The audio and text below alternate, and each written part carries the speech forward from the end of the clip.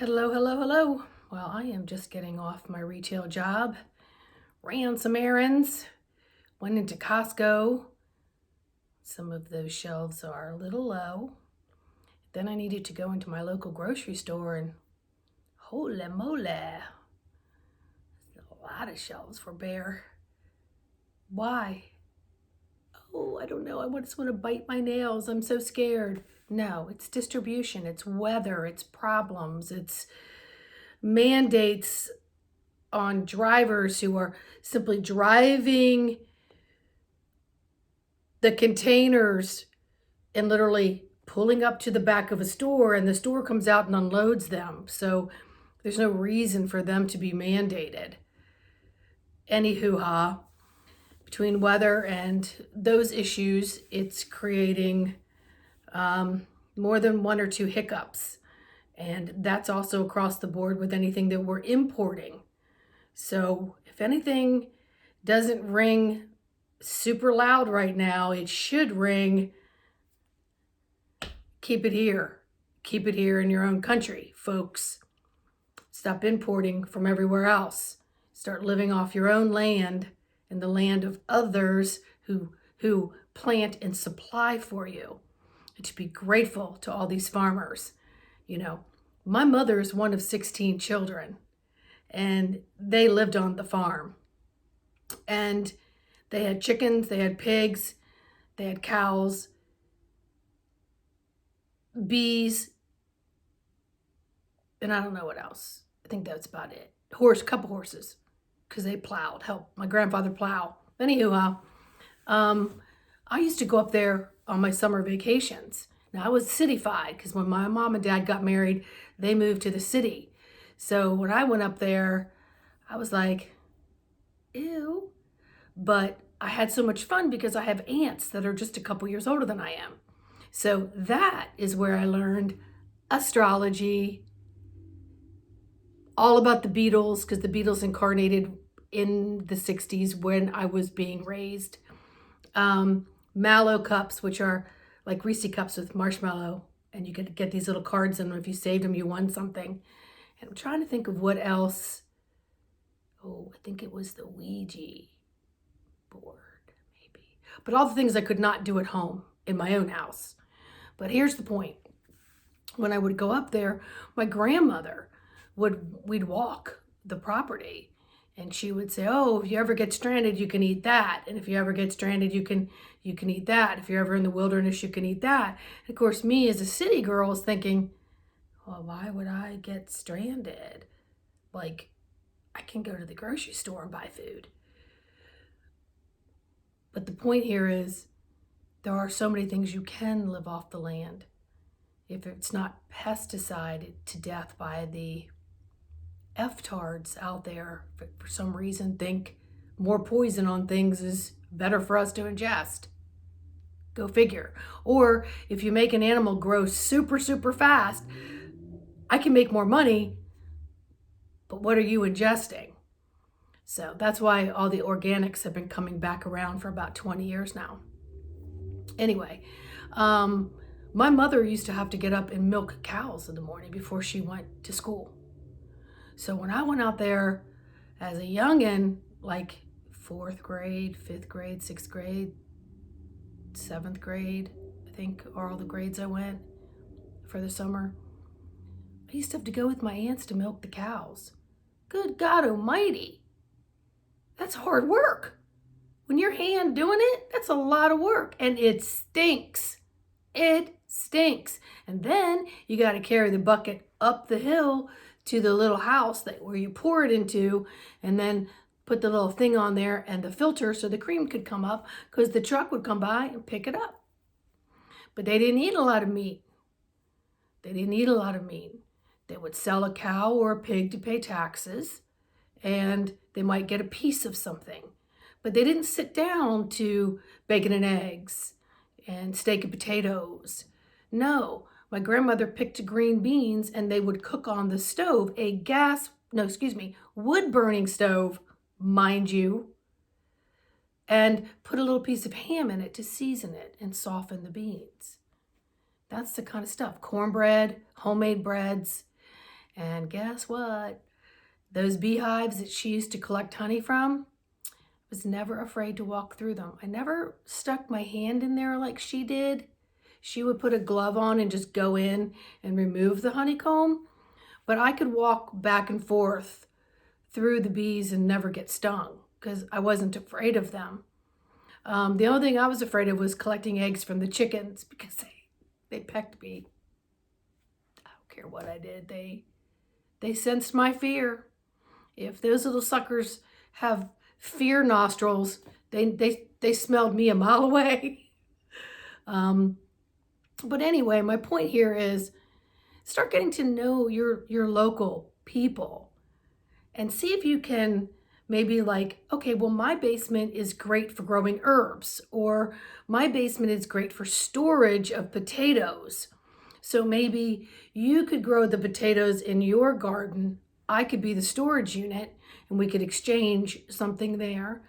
And then maybe someone else has access to something else that they're keeping clean and away from pesticides that they could do.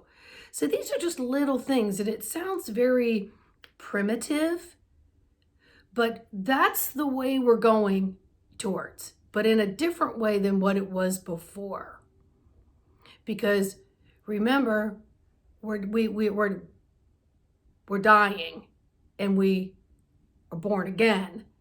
And so much of what we're going to do is going to be from a start. It's going to be from a starting gate.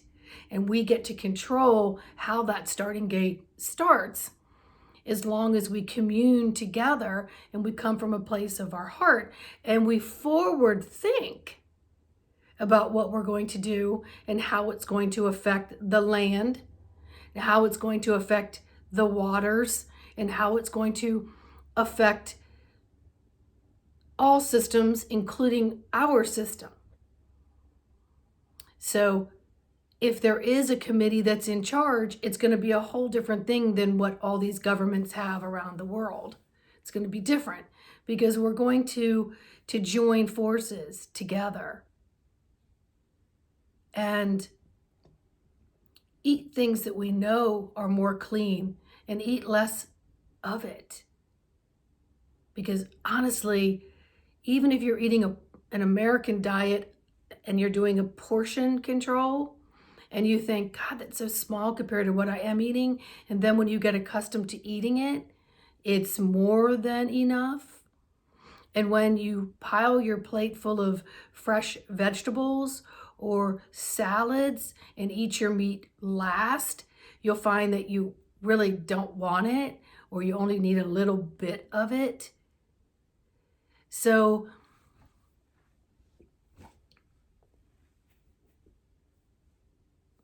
we have to restructure the FTARDs. We just have to, because they're busy chasing their tail and we're busy working on straightening things out. And we don't have to fight with each other to do it. We don't have to separate from each other to do it. You know, Christ consciousness is all about every single thing is consciousness, and every single thing is a part of us. So anything that I do unto me, even if it's a thought, it reverberates out. And so that's why I really do my best to live in the moment and to think through my heart and bring in thought processes that are for the higher good, a Q&A within myself.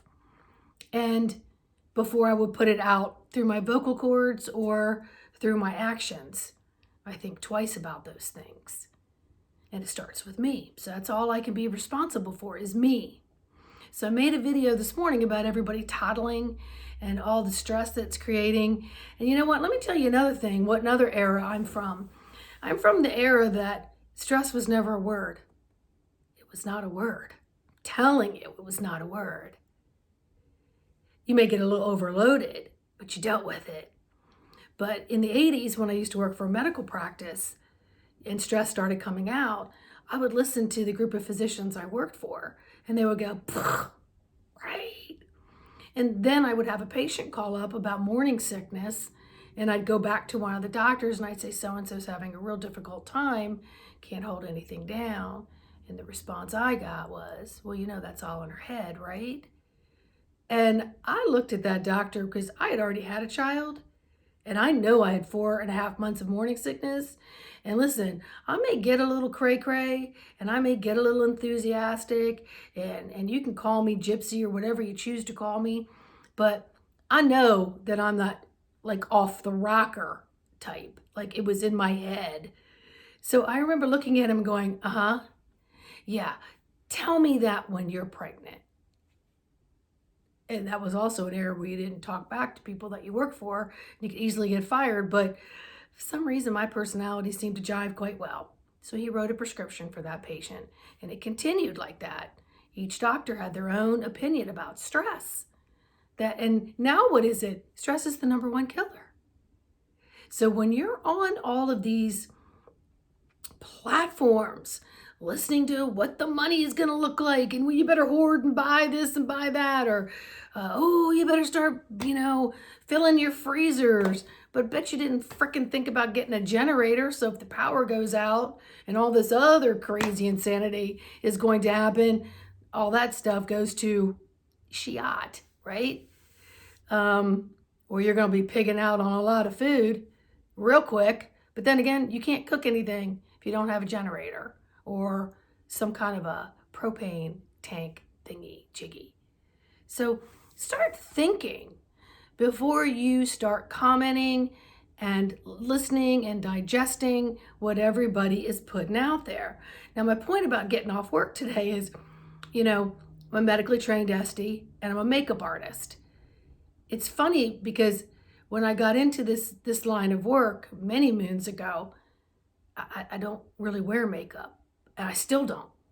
I have mascara, a little eyeliner, a little highlighter, and I use just a little bit of bronzer. I can't stand foundation. I don't like it. Now, I don't care what brand it is. I've tried every one of them. I don't care what expensive brush you use, blah, blah, blah, blah, blah. But anyway, so I'm in retail today. We're all wearing masks. People that come by, they can't try on anything because now the new rule is you can't touch anybody. Because if you did, you must have like Gumby arms because you're supposed to be 6 feet apart, which made my job really easy today. So I stood in the corner and stretched. I did some of my physical therapy, like hip movements and hip flexor stretches and calf, and got my glutes fired up because I don't go to the gym. I can't stand it. And I'm certainly not going to go there while I'm like asked to raise my heart rate while I have duct tape on my nose and my mouth. I mean, that's like the stupidest thing. And anybody that's doing that, you have to realize the harm that you're creating. So get a few weights in your house, take some walks in nature, do some walking videos, do some yoga videos, do some different things that you can do in the house. Try not to go raise your heart rate and then duct tape your respiratory system. Yeah, I know some people need to be told this. The other thing is stress raises your heart rate. So 7 generations forward is what's in our DNA. The Great Depression. My mother was born in it. Her mother lived through it. So when I see shelves bare, my old self, or I knew something was coming, I would fearfully want to gather my nuts. I would become a squirrel. And this time, for the last 3 years, it doesn't faze me a bit. Not one single bit. I don't feed into it at all. Now, do I buy a couple packages of dried fruit because I can and it goes in the freezer? Sure. If I want to buy some chicken and freeze it, sure. But I can't buy a lot of extra produce because it's just me feeding my own face and I waste half of it and then I feel horrible about it. So they don't really make shopping for singles. They just don't. There's a good idea. But no, we're going to be in community, so family packs will come in very handy. So anyway, really, really, really want every single one of you to understand that every time you're toddling through these social medias and then you're using your finger, you are right there in this electrical disruptive equipment through your computers, through your laptops, to your phones. God forbid these phones.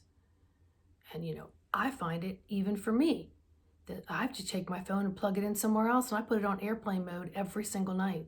And I trust that when my alarm goes off, I will get up and walk across the room and get it. I decided I didn't want a TV in my bedroom. So everybody's walking around. I mean, they can't do anything without their phone in their hand. So all of that is working on you all the time. And then when you have it in your hand, it's very difficult to resist the urge to turn it on and check it, especially when you have nothing to do.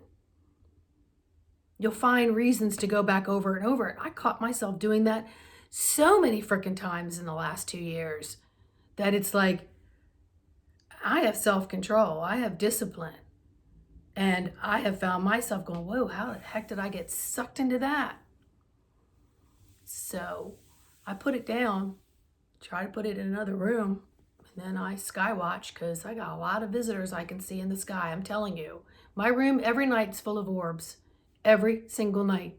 And my guide, one of my guides on the other side, a few of them I can see very, very clearly.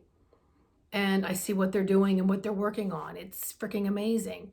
But when you get your face in your phone or on the television or toddling about all this nonsense that you have no control over, because then what? Because then what? Because then what? So I get very passionate. I'm a passionate person. And I think of everything very, very logically. I remember in elementary school when the number 13, number 13, the number 13, oh my God, number 13, there's no building, there's a floor of number 15. I'm like, I didn't know the F word back then, but I probably was thinking something like that in my head. But I remember saying, what? You're a Christian, right? So there's 12 disciples. What number was Jesus? Which, by the way, it wasn't his name, but what number? They would be like, oh. I mean, just think of things logically. Think of things as a realistic, logical way. And guess what? Right now, here in the DC area, they're trying to make the passport. They're trying to get schools to go virtual. Everyone's freaking out. But when I went out of my job, my mask went off. And when I went into 2 stores this afternoon, I don't go into a store with resistance and puff it up like, okay, come on, man, anybody gonna say anything? I'm like, no, I don't. I just go in with myself completely aligned. If somebody approached me, I'll deal with that at the moment. I don't go in there with fear going, okay, well, I'm gonna try this. Oh my God, I got to aisle 5. No one said anything. I'm gonna go to aisle 6. Oh, there's a manager. Turn around. No, I just say hi to everybody and do my thing, and nobody says anything. And if they did, I'll deal with it with however I feel I need to deal with it in that moment. But I'm not fearful that I'm going to run around and inhale everybody else's snot balls full of viruses and crap. I'm not worried about it. And if I get sick, I get sick. I'll get better. I'll be fine. Not freaking out about that either. So please, get into your heart and get into this logical part, and then allow yourself to flip over to the right brain and get creative with things. That's where new possibilities begin. And then more possibilities will open and more people will come to you and you will go to them. So that's it for right now. Hope you're having a good one. If I can help in any way, my website is always in the description. Have a great day.